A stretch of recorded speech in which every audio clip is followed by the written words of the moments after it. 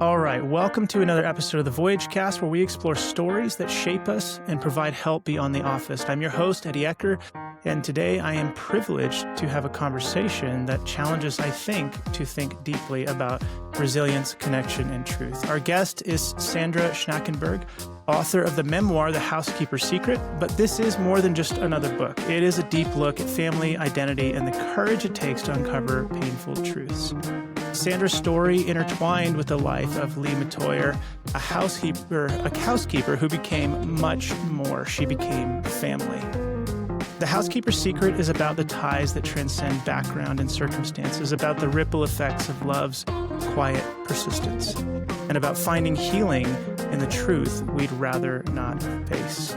So, Sandy, I hope that does you justice as I bring you to everybody on our podcast and get to know you a little bit. So why don't we start with that? Why don't you just tell us a little bit about who you are, and then we'll jump right into your story because it is so good. Thank you so much. And thank you for that introduction. That was beautifully written. Yeah, I am the daughter of Lillian and Robert Krillick, who actually hired the housekeeper when I was 3.5, Lee. And so she really was a part of my upbringing. She was my second mom in every way. I've worked in the finance industry as an adult for 30 years. And when I came to try to fulfill a promise, Lee had asked me to write her story on her deathbed.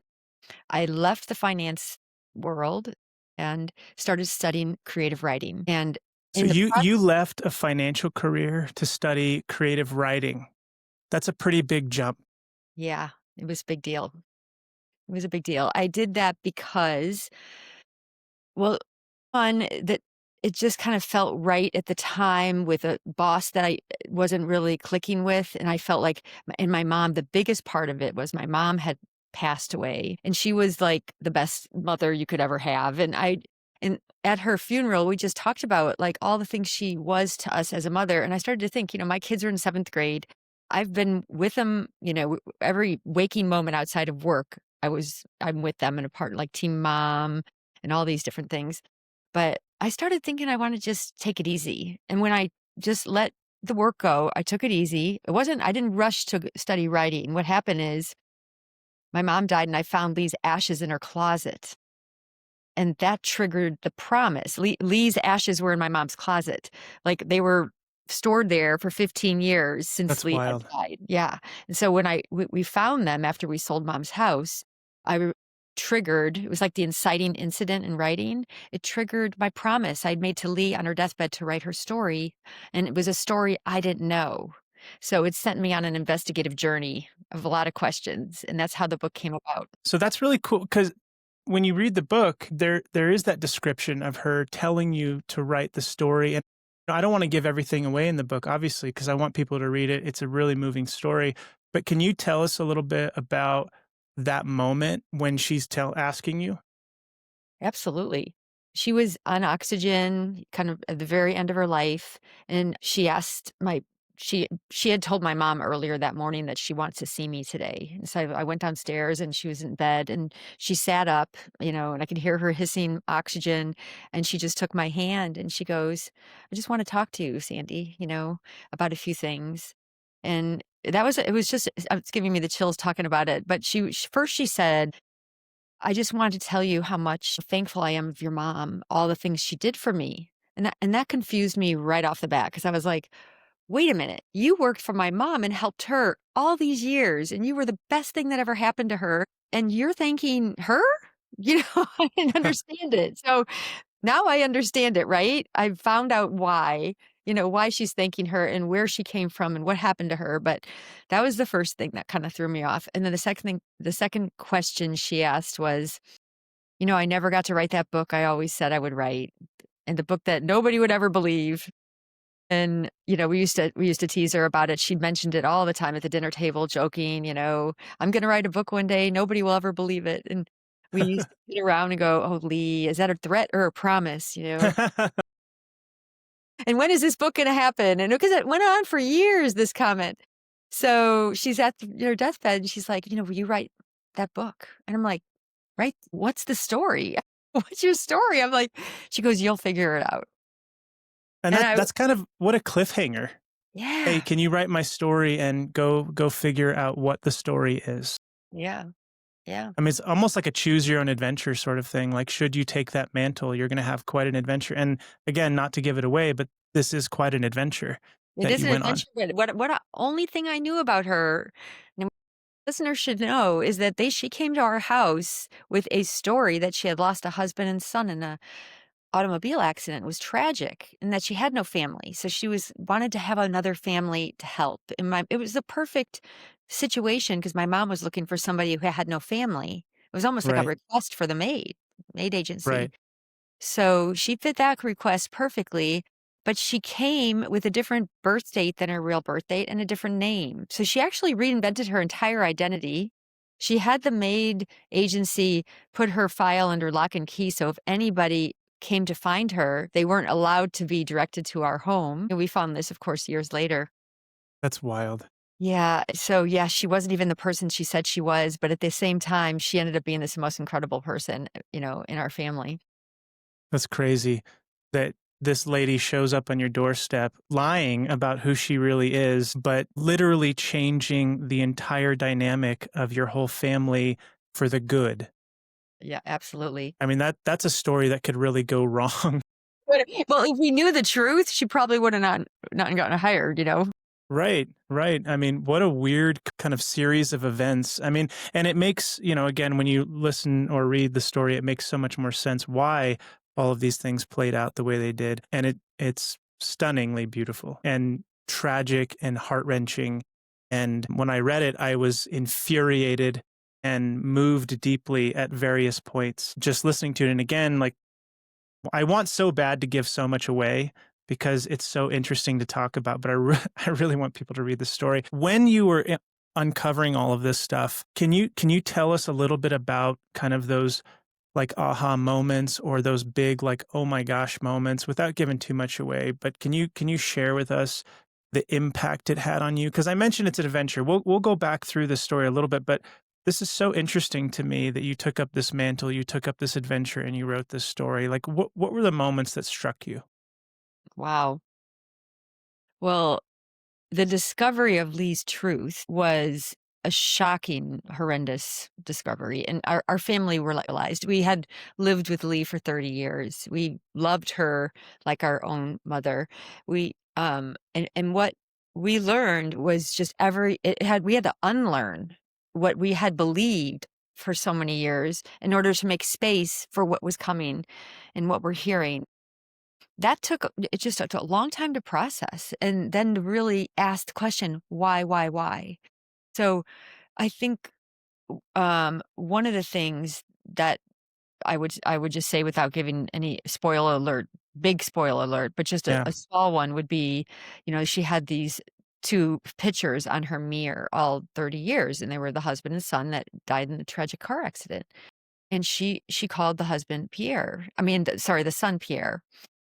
Um, we I was looking for their burial spots to try to put Lee's ashes with them, and then lo and behold, there was no dead son and there was no husband, right? This is not giving a spoiler alert, you learn that early, but it set me off into a trajectory to find out why she told us that story, and then to find out who her family is and what we can find out from them.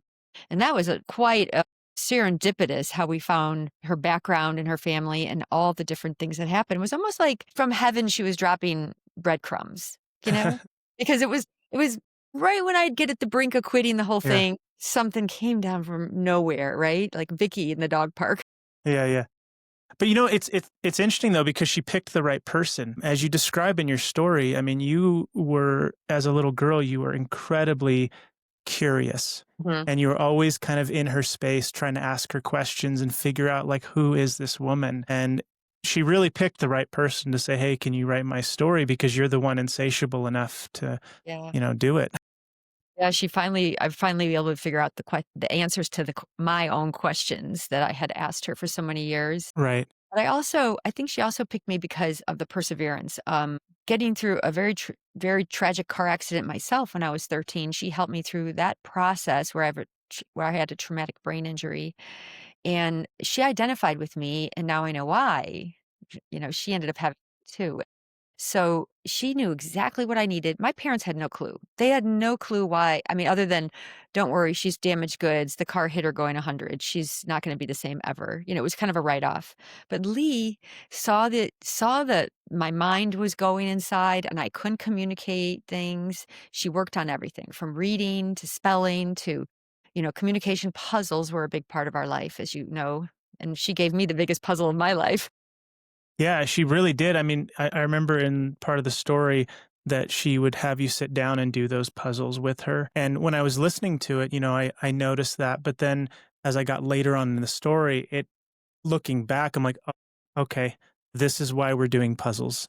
This Right. is why we're doing these things. And it really is quite incredible. Again, this story, one of the things that kind of shook me about the story a little bit is how complex it was, Hmm. how many layers there were.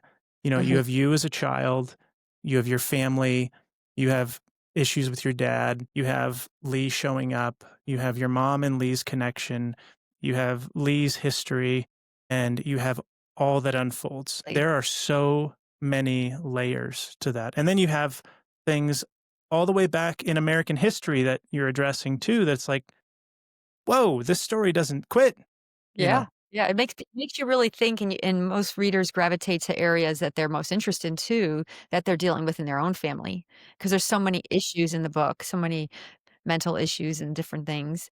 But, the story that I did get a gold award and my first award, and it was in all there was like 30 judges, and they had written all these things, and they said exactly what you just said. They said the layers of complexity, and even in my writing classes, they said memoirs, they have a hard time writing about one family and one story. And I have multiple layers here with multiple families to get approval and multiple, and then the timeline was all over the place. So I had to compress time, which is what you do in memoir, and make it Yeah, work, right?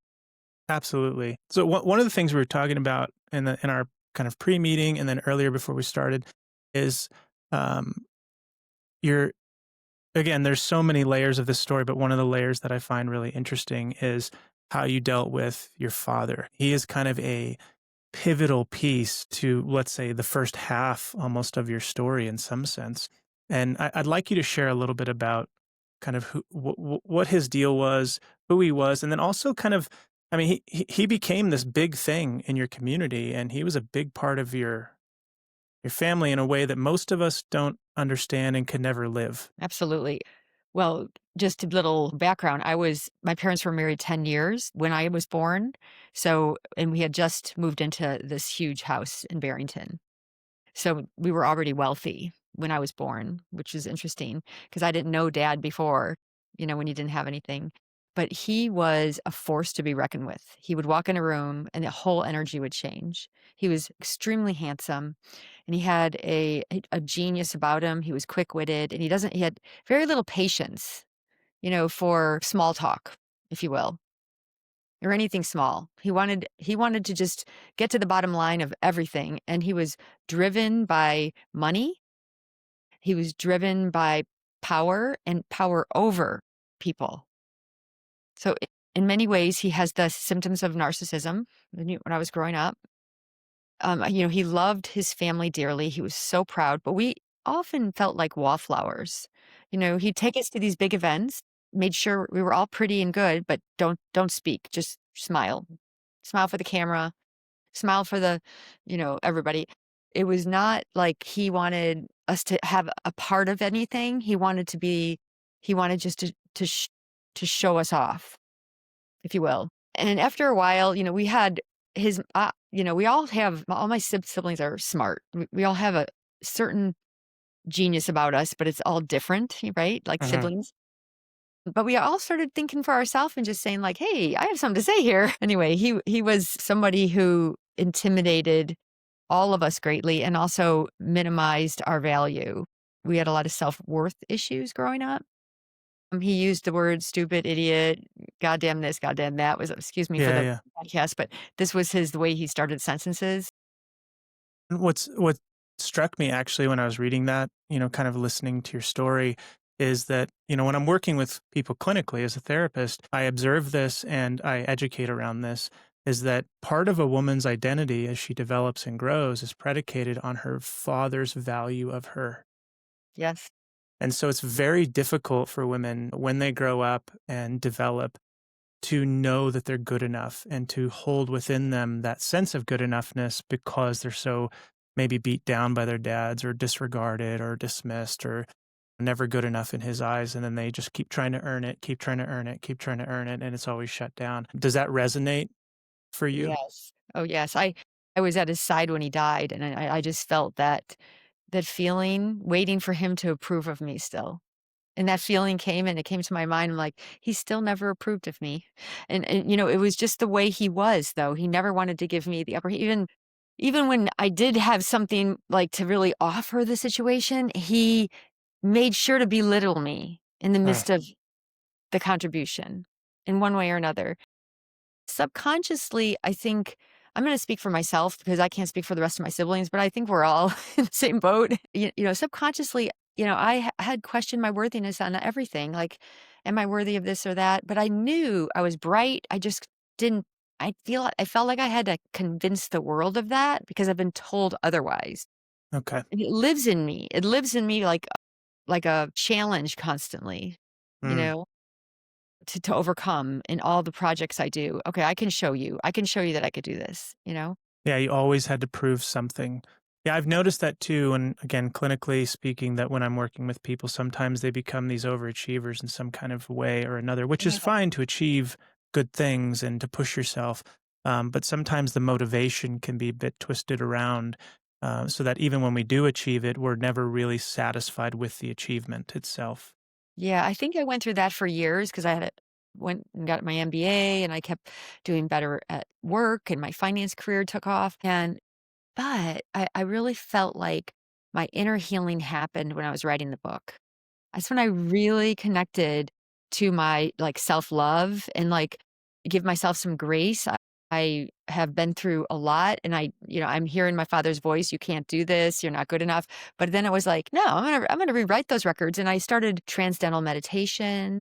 I just started positive affirmations. I would constantly keep my vibration up, whether it be music or whatever it was, just staying in the light of all my days. And then then it didn't haunt me anymore. And I felt like I just allowed it to just, not affect me. Like I'm gonna get this book done. It's gonna be great, kind of thing. I Yeah. just kept telling myself it's gonna work. Well, I think that's a true thing.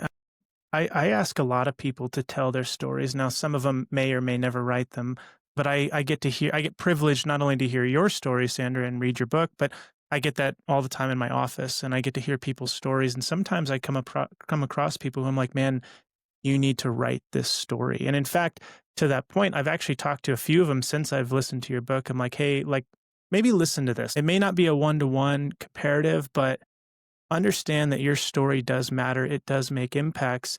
And I think what you're sharing now is so important too, that when you share those stories, it actually changes you. Yes. And that's actually one of the premises, by the way, of trauma therapy is that when you face your story and you Mm, go through it, you start desensitizing to it as you're reprocessing it. It's kind of the similar premise in a narrative sense to what you do in like an EMDR trauma therapy or something. mhm. But it's so cool. I mean, that was actually one of the questions I had is kind of what would have been the impact or what was the impact of you on you specifically just writing this story? I can tell you one thing, like, and I'm definitely not giving this away because I want people to read this part for sure, is at the end, I mean, holy crap, the impact of somebody's story on a community Yeah, was incredible. it was. It was really huge. Yeah, it was massive. Yeah. But were there moments like, I know in the story you talk about moments and you kind of barreled through, and I know for the sake of, like, writing a memoir, writing a story, you're sort of condensing it down a little bit, but were there moments when you're, pursuing this story, looking back into your past, looking back into your own kind of traumas, whether it was physical or emotional, with your family, or looking forward into Lee's experience and her story, were there moments where you're like, I don't know if I can face this anymore. Oh, yes. Well, I'll back up to this is that when I first thought I was writing Lee's story, I really just thought I was going to write Lee's story and nothing about me. Mhm. So After taking more creative writing classes and learning memoir and how important memoir is to be vulnerable and be true to your story, and then one of my instructors said, this is not a memoir if you're writing about somebody else's life and you can't even, like, where are you in this? Mm, I'm a huge part of Lee's life. I could write myself in there. I go, you need to write all the things you've been through. And that was a shocker. So I had to start digesting these big pivotal moments in my life that had major shifts of difficult times and what I went through and where Lee was in that. And it was yeah. the first versions were like throwing up on the page, literally. Like it was like emotional dump. And, Wow. but that was part of the healing. So all the beginning and listeners should know if they do write their story, this is the healthy part of it. It's the part that you have to do to get to the real story to in how it serves the world. Because you actually heal Absolutely. through that. And then when you actually see the story as a whole and you can reflect upon it in the writing, then it really says you're healed, you're over it. This is my story. I present it to the world now. Yeah, that sounds about right. I think when I do advise people to write their stories or even journal about it, a lot of times they're like, "Well, I don't know what to write. I don't know how to write it. I don't know what to say." I'm like, literally anything. Just start spewing it out. It doesn't have to be organized. It doesn't have to make any sense. You Mhm. just write it out. And then over time, now you start wrestling. I imagine this is part of your process. You probably started wrestling with it to then organize the story and the timeline and like how things made sense. And I bet it was probably a little bit shocking too to think about after you wrote it, like, wow, this was a lot. Like Yes. we as a family went through a lot. And one of the things that you and I talked about in our kind of pre-interview discussion was how you come from this big wealthy family, but yet there's all this tragedy that's Yeah. occurring inside of it, all this hardship, this father that's impossible to Mhm. please. And when you're telling a story and you're facing those things, I imagine you have to face all those things and maybe you maybe glossed over some of it too. Maybe some of the charmed life was kind of fogging your vision. I don't know, you tell me. But I can imagine sometimes coming from wealth, or maybe what people might think that when you come from wealth, everything's fine. But I don't know. Give me your thoughts on that. Yeah, my reflection on the book about that is that we were the family, like kind of in the glass castle where everything looked great on the outside, but we were all broken on the inside. And then when Lee shows up, she on the outside had all these, you know, disfigurement and different things that didn't. And she was coming to serve us. She was needing a job. She was living in a homeless shelter that we didn't know at that day, but we eventually knew. And she was the one together on the inside. So the chaos that we had in our house, the yelling and screaming all the time, the confusion, she brought peace, contentment, and she brought this grounding to all of us. And the beautiful thing is my mom was a very grounded person until my dad started, affecting her from several years of abuse. She started to lose her way. But Lee started to bring her back and get her grounded again through wisdom and through guidance that what's really real and what's not real. The things he was saying wasn't real. That she wasn't stupid. She wasn't this and that. So all So these so I'm sorry, so you were saying that one of the key parts for your mom was that when Lee showed up, it's almost like she gave her strength back because your dad had beaten your mom down so much emotionally and sort of stripped away a lot of her value and worth. yes, Lee was a great strength to my mom. She helped her through her darkest days. And Isn't that so wild that you have this woman coming in from apparently nothing, right? And Mhm. she's coming into everything, Yes, and she's the thing that makes the biggest difference yes, in this massive wealth, right? Like she's the change agent truly. It wasn't all the trips or fun things or exactly. exploring of the world. It was this woman coming in and changing your life. Yeah, she valued us as human beings. And really, like, affectionately loved us and cared enough to teach us things with patience and kindness, where my dad expected us to know everything, like, as if we were born with a whole bunch of knowledge without being taught. He didn't teach us anything. We watched him. We saw how he treated people, which wasn't impressive, but he didn't teach us, like, different things. I think there's a scene in the book about, my dad asked me to get a wrench. I'm like, "What's a wrench?" Well, he just went ballistic, right? Right. And I remember Lee just spending time and realizing, like, nobody's teaching these kids anything. Wonder why their dad is always yelling at them for being stupid. They don't have this general common knowledge. I mean, I was only like 5. I mean, you don't sit there and study tools when you're that age because you're not really thinking you're going to be working on the property like we did. at my Right. age. Right. But he was hard. Like this isn't in the book, but he taught me how to swim. But he just hung me from my feet from the high dive when I was very little and dropped me. And he said, "You're either gonna get to the side or you're not." Yeah, I mean, I guess death or living is always a good motivator. Yeah, I mean, we look like, "Oh, we're so rich, we have a pool," but it was like it was tough learning how to swim. And then we went on my first ski trip ever. It was just in, I think it was in Playboy Club in Wisconsin. The first time I ever skied, I was 5, and Wow. I didn't know anything about it. He never taught me how to even try to even go on bunny hills. He took me up the highest point, and he said, "Just follow me and do what I say." And that's not in the book either, but I went right into a tree, and I broke my leg. And Jeez. he just stood over me, and he yelled for, like, constantly until the paramedics got there, and so "If you're her father, you need to stop yelling at her, she's very injured." Like, I was, my whole leg was broken in half, and I was like, he just never taught me how to like, how to do those things, but yet Wow. we're punished for not doing them right. That's so wild. It actually reminds me, so my dad was a private pilot growing up, and it reminds me of this situation where I'm little, I'm probably, I don't know, 10 or something, and he's trying to teach me how to fly his plane, which was very cool. But I couldn't see over the dash, and he's trying to give me instructions on like stuff out here that I need to be aware of. And I'm like, trying to tell him, like, I cannot see over the dash, and he's, like, yelling at me at a certain point because I'm not attending to the things that he wants me to attend My to, goodness. and then eventually I'm, like, sobbing and like, Really did this. I can't see over the dash, Dad," and he's like, "Wait, what?" And Yeah, yeah. and because he just had no perspective, and then, a little bit different story, I mean, but he was actually impressed at that point. He's like, "Wow, you're doing a great job flying by instruments," you know? Oh, that's But awesome.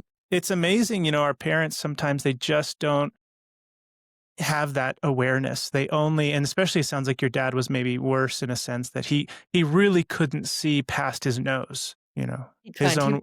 self-absorbed in his world, yeah. And I asked a lot of questions to him, and I was annoying from a very young age, like, "Okay, what happened at work today, and what did you do? Who did you talk to, and how did everything go?" And he would just ballistic, because he didn't wanna share what Okay. was happening with him, and I don't know exactly why, but he was very secretive about his life. Yeah, so his life is a little bit, I mean, he is a little bit of a mystery in some sense in the story. Obviously, it had condensed a lot down, and it was mainly kind of, I think you even said it in our last meeting, is it was kind of a braiding together of your story with Lee's, and then you brought in all these other elements. But your dad is kind of this entity in and of itself. What happened to him that made him so dysfunctional, so Yeah. unaware? So functionally dysfunctional because he functioned in a business way and so harshly, but he got results.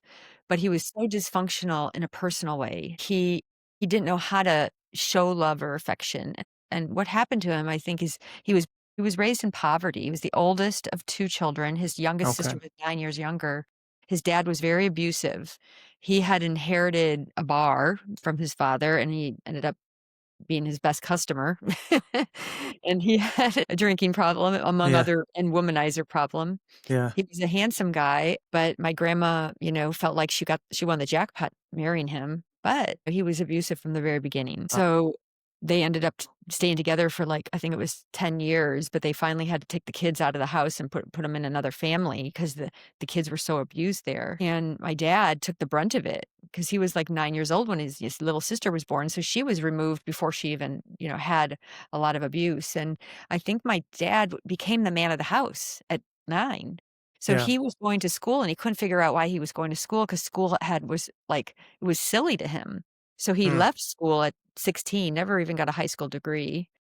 And he thought, well, I'm just going to go out and work because if I work, I'm going to get myself out of this, situation. Yeah. Out of the poverty. Yeah, I think he always thought money cures all. Yeah. But he never equated that money doesn't buy love, money doesn't make you happy, and money is just a transactional thing. It's sad, but all of us kids were restricted from wealth, really. We were in the house, but we all had to lie about our age and go to work at a young age because dad refused to give my mom enough money to even Wow. let us buy clothes or do anything. So I was 14 and I went to work at McDonald's, my first job. And, until they figured out my age, I was there, but it was so nice to make, and my sisters did the same thing. They all looked really much older at a Yeah. young age. So we all tried to, we're all hard workers and we've all made a lot of money because we did the same thing. We wanted to get out of the situation where we couldn't buy our own thing or we couldn't even have, create our own identity because there was nothing there. We were like the rich, poor people, actually. Wow. Yeah. I mean, that's what it sounds like. Yeah. That's really interesting. I mean, that is kind of unique to your story that I don't think that's really illustrated well in the book. I mean, obviously, lots condensed, but Yeah. Yeah. one of the things I think about a lot when I'm working with people is when you're dealing with somebody who's kind of in that narcissistic category, like your dad would probably be, usually people aren't that way for nothing. Yeah. And it sounds like, through his childhood abuse, taking the brunt of everything, I mean, he had to shut off emotionally. He did. Yeah. There's no chance, like you can't be vulnerable.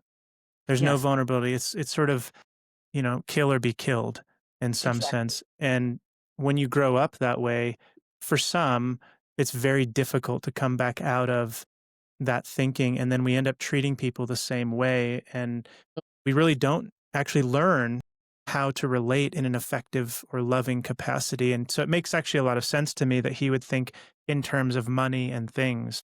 And even if he's womenizing, right, thinking of women, because he's looking for those superficial things Exactly. because that's what he understood. I mean, that was the only thing that kind of rescued him from his childhood Yes.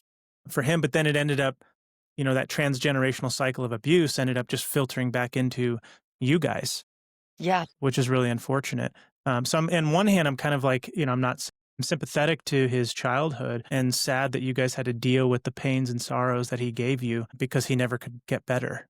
He couldn't Yeah. see it.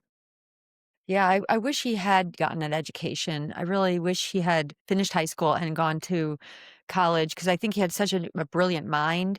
He would have been anything he wanted to be, and he would have also understood patience, people, conversations, taking more time. But he was a very impatient man that he never was able to get over himself enough to care about somebody else. Yeah, He was so self-absorbed right. into proving to the world that he was successful. And all these toys and all these things he's kept accumulating ended up being all for him. We started thinking about, like, well, it's all we want is to have a conversation with our dad or have him know Yeah. how he did school and the track meet or this or that, or just have him ask us something about our day, Show any kind of interest. any kind of interest.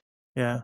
And that, it's a really sad thing. Like, as much as I can understand his disposition to a degree, going back to what we said earlier about what a young girl needs to become, a very healthy woman is to have a father who can pursue her and to love her for Yeah. her, to get to know her. That doesn't, of course, mean without rules, boundaries, and structures, but, it Mhm. certainly means that you have to take the time because if you don't, then you and a lot of your siblings probably grew up very lost and confused, like, are we even loved?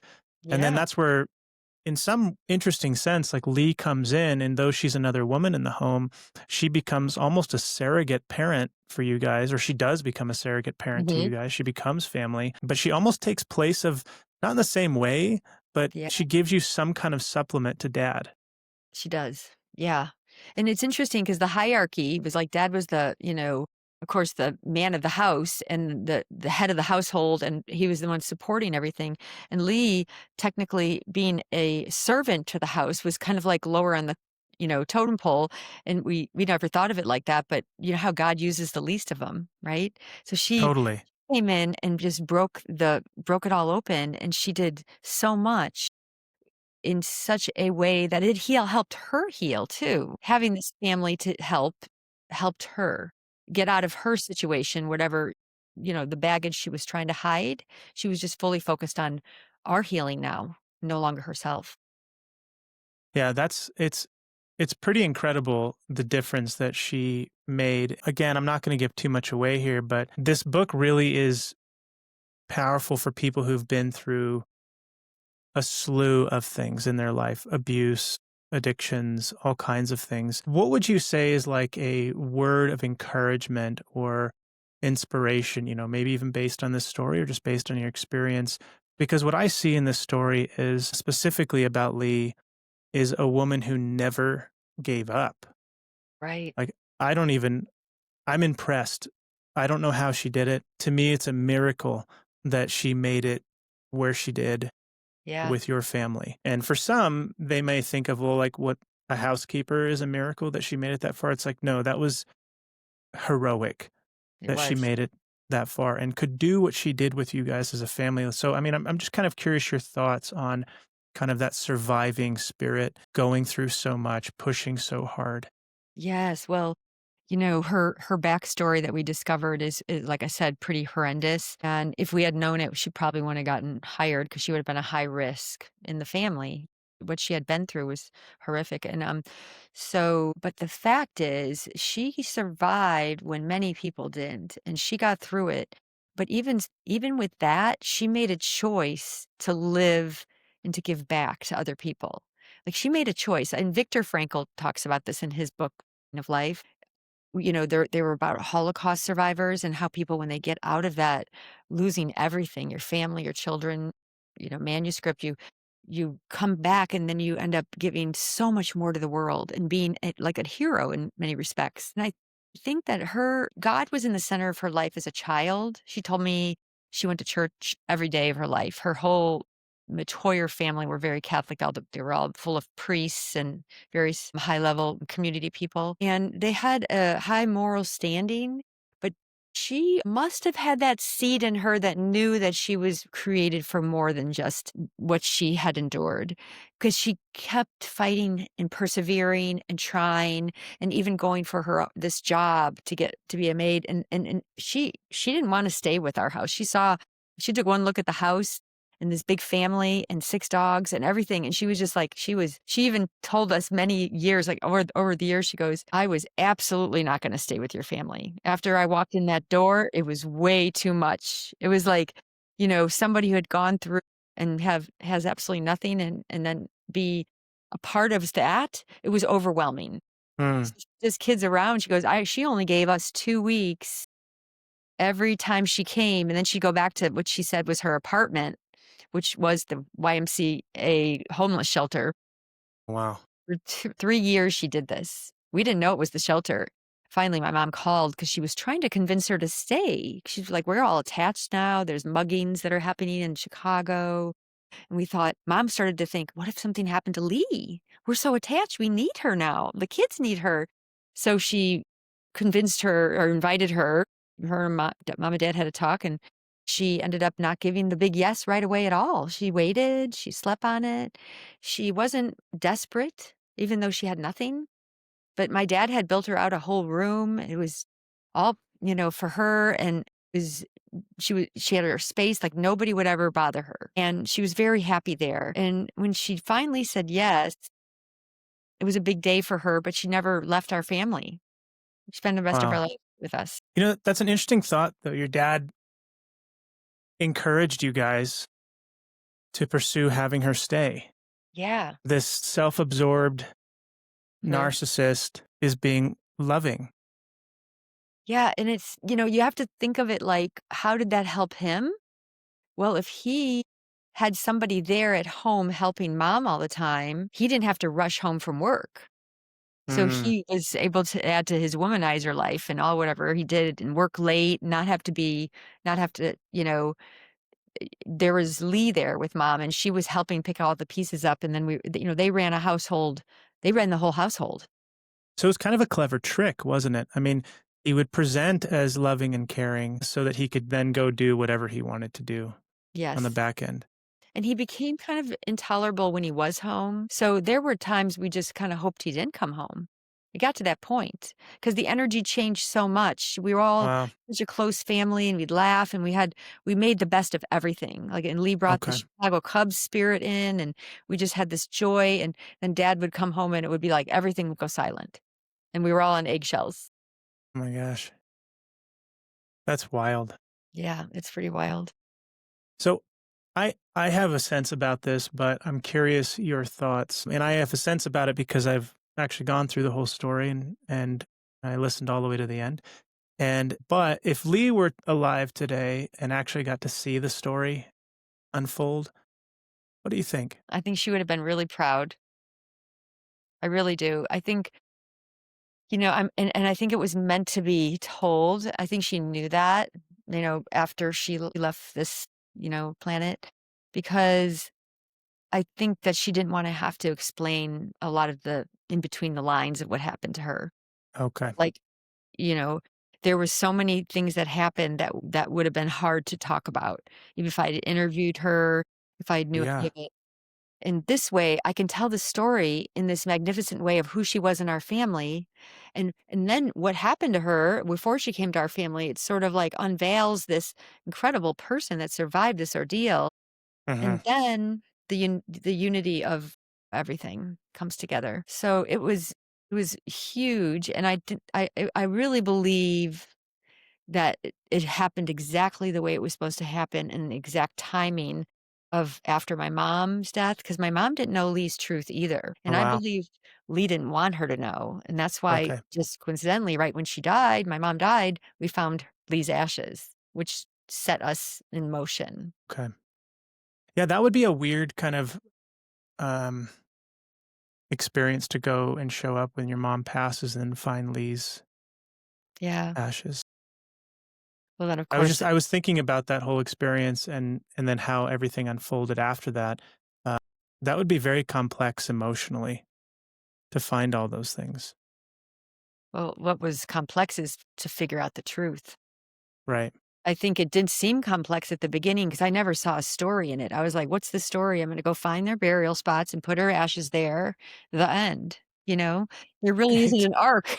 There there was no climax, there was nothing, like, we just had no real knowing of who she was still, and then when Yeah. we discovered it, it became and what's interesting is I had a big book event in my hometown, Barrington, Mhm. and a lot of people, my siblings, a lot of their friends and their kids' friends, they knew Lee. So the exciting Wow. part was having people all come that knew Lee and loved her and used to come to our house just to sit and watch the game with her. He was a Chicago fanatic, and they would just come because they loved that calmness and that contentment that we were drawn to. Yeah. Yeah. Yeah, she provided an energy that was really contrasting to your dad Yeah, and the chaos of the home. She helped bring so much more order, not just for you kids, but for your mom she did. as well, which is pretty amazing. So I mentioned in the beginning partly that I do have clients that I reference or that I always tell to tell their story. I'm like, hey, you got to write this story. It's an amazing. It's tragic, but it's an amazing story. And given where you're at today, like this could be really helpful. And that's what I feel with your story. I think it's super helpful. But what would you say is like some good advice for somebody who's going to go on that journey to tell the story? Like, are there things you kind of learned or key points that you picked up along the way that would be really useful for maybe an inspiring author? I mean, this is your first book, right? Mhm, And so this was quite an undertaking for you, which is impressive, by the way. But what would you say is something that you would advise? oh, I would advise, to take this is such a huge question, and I love this question actually because I didn't know what I was doing, and I wish I had some advice myself. Like, I Googled how to write a book, I'll be honest, and Yeah, then I bought one book called The Plot Whisperer, and I thought that was gonna be the only book I would need, and it basically taught me how my brain works, meaning when I understand if I'm strong in my left or right brain and then I would understand how to plot a book. Like oh, how to interesting. outline a book. So you're either a Yeah, plotter, which is an outline and all organized like an analytical mind, or a prancer, which is intuitively, sit down and the spirit and intuition comes and you just hmm. write whatever you write at the moment. So I'm ambidextrous, so I was both. And so I was like, okay, now I've got a challenge. And then from that, I just realized that the learning to write when you have a story and you don't have the skill, that's an interesting match because a lot of people have that. They have a story, but they don't have the skill. But a lot of people have the skill, but don't know their story yet. Okay. A lot of people in my classes were like, "I wanna write a book, but I don't know what to write about." But they're really good writers. And Okay. so I had, so I had this story and it was so enriching. And I thought, well, I needed to get this right. So I started taking, creative writing at Rice University and then getting in writing groups, going to writing conferences and learning about the best writing books to read and study. And Yeah. actually, I get a little OCD, but I ended up taking like 2 to 3 years off on this whole endeavor and just immersed myself in learning how to write and reading writing books and memoir. And I have so many memoir and I tabbed them all. There's all these little tabs and everything. My books are just like they were my Bible. I mean, for every day I'd wake up and I'm like, here I go again. I'm going to learn something new. It was in a lot of the books I learned about was they're in the back of my book. So a Yeah. list of them is back there. And a lot of coaches were back there too. Like I got a writing coach because I was like, how do you find time to write when you have a life? Yeah, no kidding, huh? And your life never stops. Like there's always taxes are due, kids need to be picked up, and there's just this stuff that just keeps happening. So then I realized, I needed to figure out how to do that. And I started to value this is part of being, valuing your own time. I started making an appointment with myself, slotting out myself on the calendar and said, this is an appointment with myself. I'm turning off my phone and I'm going to write. And I'd experiment with writing and do a lot of different things and started, submitting things to be published. And So that's an interesting thought that you mentioned there, the idea of valuing your time by scheduling it. yeah. Sometimes I think we value our time by just having nothing in it. And Mhm. so then we can do whatever we want in those moments because I value my time. Yeah. But really what you're saying, like if you want to pursue the goals, if you want to pursue those dreams, you have to value and schedule your time very Right. thoughtfully and deliberately. I heard it once said that, you never can create time, you have to steal it You have to from steal one it. thing and give it to another. It was like when I was learning to meditate, which was the hardest thing ever for me. I was Mm, like, I never could sit down and meditate because I never found the time. And then I realized I had to book myself to meditate. I had to book I slot it in and say, this is the time I'm going to do that. Even if it doesn't work, even if it's not like working, I'm going to yeah, just do it. And yeah. then eventually it became a habit. So you build a habit and it's beautiful because then all of a sudden it becomes like this place where you go to build strength to do the next thing you're going to do. And I did also read nothing of value is created without full commitment and sacrifice. Like you have to sacrifice something. Mm, You commit to like for me to commit to finishing the book, I had to give up like time with my friends. yeah, When I was on a roll, I'm not doing anything. And COVID happened and that helped me, you know. sure. Good time to start writing. I like that you always have to sacrifice something to then prioritize these dreams and goals. And I would say that anybody who's ever had a family knows that just broadly in their life. If you have children, you know that you can't just pursue X and you have to do Y. There's Yes. always something kind of being juggled. But I think one of the messages that I'm getting loud and clear is you have to schedule it Mhm. because if you don't, it just won't happen. That's right.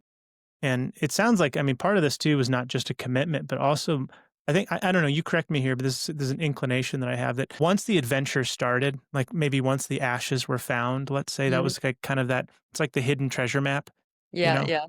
It's like this spark ignites, like, oh, well, hold on, what's next? Well, hold on, what's next? Well, Mhm. wait a minute, what's this about? I mean, that for me would be so curious and I would be grabbing a hold of that. Yeah. That seems like kind of an adventure. So I don't know. What are your thoughts? Yeah, no, that it became like a calling, like, Yeah. because if you think about it, like, it kinda started the day she walked in our house, I was 3 and a half, and this Right. immediate connection we had, and all of a sudden, it's almost like all these little things that happened when I was growing up started coming back to me, all my curiosity about her family, about her teeth, about her walk, about all these things, then all these chores she was giving me was to help me. Everything was sort of playing into each other, like, knowing each other without knowing each other. Right. Knew I had such a high intuition about her, and I didn't feel like something was off that she had told us about her. And I'd stare at those pictures on her mirror and like that, that's really odd. And even the guy she said was her husband, he looked like he's in a 10 flight uniform. And it looks like I don't even, and I asked her his name and she would never give it to me. It was just like, it's like right away I was in trouble. Don't ask any more questions. Let's get back to work. And so I never really I think it was just because it was all a cover up, and she didn't wanna lie, so she would just try to avoid my questions. But, But then Yeah. she ended up in your home with you, this insatiable young lady who is kind of being breadcrumbed from the beginning, um, Yeah. of the story, you know, of like just so curious, always asking the questions. Yeah. I mean, she couldn't have asked for a better home to land into than one with your family, it seems like, actually. And it Yeah. It sounds was like you really, guys couldn't have asked for a better housekeeper yeah. and second mother, Right. truly. It was really mutual. Because, her trauma history, which you end up discovering later, allowed her actually to be the exact right kind of person for Yeah. your family. Right. Her experiences made her who she was for our family. That's Everything she so went wild. through prepared her. And Yeah, then she even manifested the book, always talking about this book, always right. talking about the story. And she would just, and I felt like that, we talk about manifestation today, like it's like when you think about something that happens, but she planted that seed so many years ago, and now this book is in the world.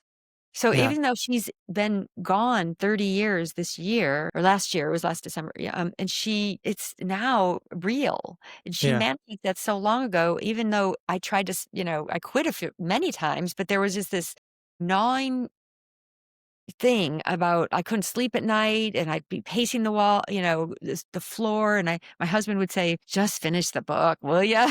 Sleep." I'm like, "I That's know, so Lathan, funny. please keeping me up." She's like saying, "I can't quit."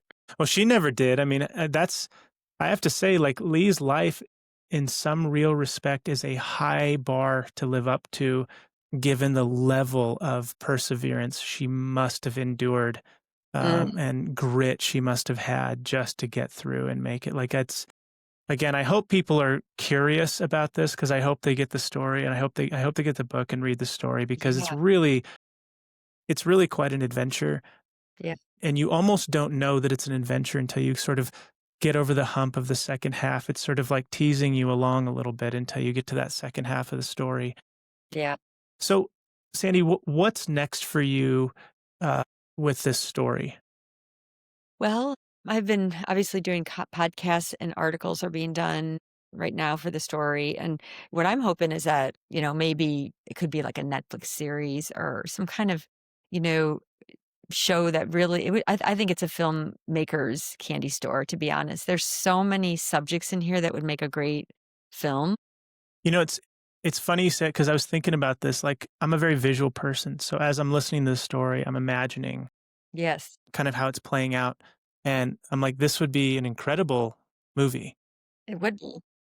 But my my question is like, there's a lot here. Like, it's not like Yeah, it's so dense in terms of like it's War and Peace. It's not that long, right? But yeah, the content is so rich. yeah. You know, I'm not a screenplay writer. I don't know what that means. I don't know how to do that, but I can't imagine Mhm. what they would do to make this into a movie. Like, I almost want to say like they'd have to be very careful not to disrespect the story because you've already condensed a lot into this to make it happen. And then, for a 2 or 3 hour movie, like they'd have to condense even more. But how would Mhm. you make that happen? Because this story is so rich and there's so many angles. You could go mental Exactly. health, you could go Yes. abuse, you could go domestic violence, you Mhm. could go uh, American history. Oh, totally. You could go like rags to riches and then riches to rags. Like, there's so many angles Yes. from an emotional point. You can go existential and spiritual. I mean, God is sort of in the story almost through the whole way in some real sense. Yeah. Yeah, There's it's a so lot. much Well, to this story. I always thought a filmmaker they get the film rights, they get the film rights to the liberty to fill in all the blanks. And as a memoir writer, you have to only write the truth. I only wrote what is true and what I knew in her uncovering. So if you look at what really could have happened in her past, I mean, that whole Mantino was something that could just be this incredible story, because it was such a phenomenon back then, that place that she was. And that alone is a filmmaker's, and, there's this whole Mary Poppins aspect where she Yeah. comes into a family as sweet, and, you know, and everything looks so perfect, and here she is, this humble lady, and then, the Chicago Cubs is her little song and dance, but it's got this beautiful spirit about it. Yeah. while There's a this bit of a magic to it. there could be a flashbacks that they could she could have flashbacks during her time Mhm. with us that I don't have in the story because that's not how we didn't know. Right.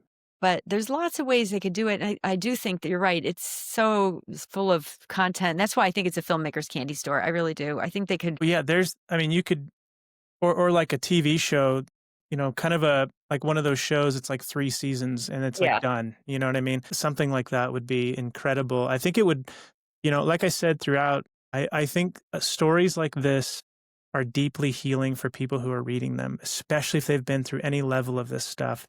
Because if nothing else, it's, hey, you're not alone in the world, and there's opportunities for you to get through it and for you to make progress and for you to grow beyond it. And then there's inspirational figures to give you kind of that guiding light of like, hey, I can just get this far, Yeah, then I'll be out of the woods and then my next phase of life. Because that's kind of what Lee shows. I mean, yeah, when you read the story, you'll see it more, but she got past hard things and then started her new life. And yeah, it's inspiring because so many people go through stuff, and when they're in those depressive, hard things in life, they can't see the forest through the trees. They can't see their way right. out of the thing. And so it's really important, these kinds of stories, to show people that, there's a lot of versions of life and trauma and tragedy, but there are ways through. There And are, for me, that yeah. was a big takeaway with a lot of this. One of the things I would say to listeners is that, it's not what happens to you, it's what you do with what happens to you. Yeah, Because amen to that. that's what Lee did. She really took it to another level, and she also one of the things that helped her heal is she lived in the moment all the time. It was Mm, just that moment mattered. She didn't yeah. wanna talk about yesterday or tomorrow, ever. It was always that moment, and when I thought about it, a lot of people just worry about yesterday or worry about tomorrow, and they never really enjoy the spirit of the moment. And she taught us how to do that, but the fact that she did that was her way of making up for lost time and for feeling th and making like, having the best life. I love that. Yeah, the gregarious laugh, the simplest things, and it was just amazing messages just by Yeah, her living in that moment all the time. I love that so much.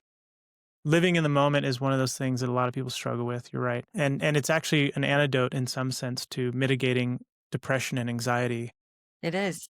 And so that must have been quite a fight for her in some sense to Mhm. live in a moment, very deliberate choice given, what you eventually discover about her life. That must have been quite a choice for her to live that way, but oddly enough, modeling it for you guys as well as you're kind of, Yeah. living with her and seeing it. Well, when I think about it, she wouldn't go anywhere without her crossword puzzles or she'd always have something with her all the time in Mm, her apron.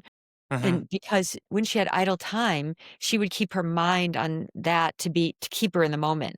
Okay. Because that project or that puzzle, that's why she loved puzzles. She could do them Yeah. for hours because she was Yeah. just so immersed in that moment of Yeah. puzzles. It helped her not think about anything else. Yeah.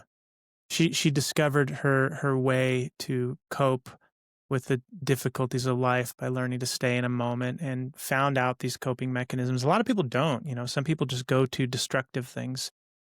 Yeah. That's pretty constructive. I mean, doing crossword puzzles, doing little things like that. Yeah. I love that. I mean, a kind of modern version of that, which is probably not as good, unfortunately, is being on our phones and like playing games and stuff. Yeah. Unfortunately, that kind of goes a little too far, I think, in this comparative, but Yeah. I love that. I love that she was able to learn to be in the moment and be present with you when you were a kid and with your siblings. And also So just like much loving repair. baseball. Oh, yeah, and baseball, right? She Baseball was totally yeah. immersed herself into the Cubs. She Probably did not a it. bigger Cubs fan in the world. Yes, she was the biggest Cub fan ever, but, I always like, What caused you to be like this?" And I always wondered, but I think that was her escape too, because she did it so deeply. She knew every play and every she taught us how to keep score with all the symbols. She knew by heart their RBIs and how all their statistics, especially Ernie Banks Yeah, yeah. So real quick question then. I mean, didn't the Cubs win the World Series recently? Or a in couple years ago? 2016. Yeah. Were you, like, sobbing when they won the World Series? Yes, you can't believe how many emails and texts I got from, talking about Lee. Yeah.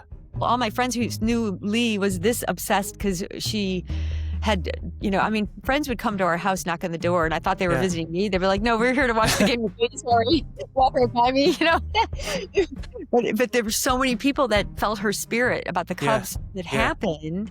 And that was one of her things when she was dying. She goes, it might not happen in my lifetime, because obviously she was almost going to die, but it could happen in yours. If it does, will you put some of my ashes, on Wrigley?